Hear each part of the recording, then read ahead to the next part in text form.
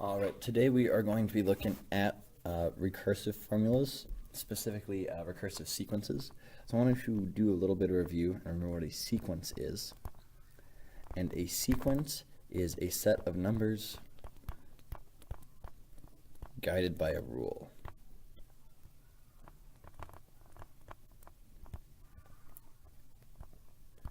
And a lot of the times what that looks like, an example would be a sub n, which tells me the nth number would be equal to 2n. So that means if I have a sub 1, that'd be the first number, equals 2 times 1 equals 2.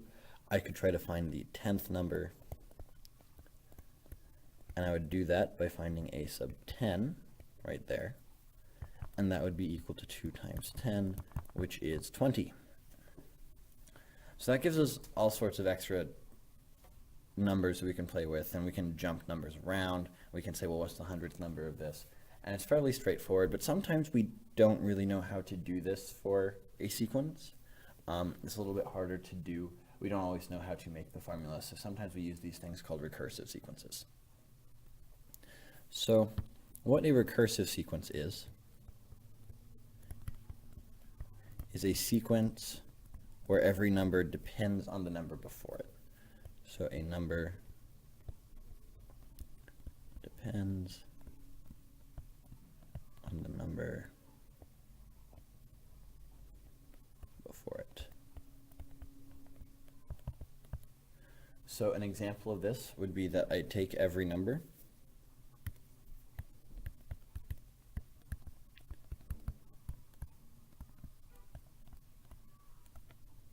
and double it.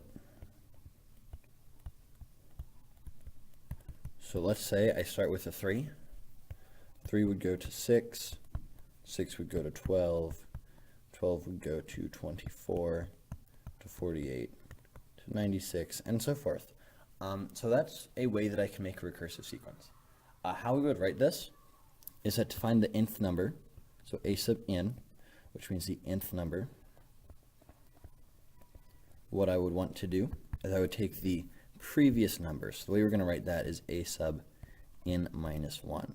So that right there means the n minus 1th number, or just the number before.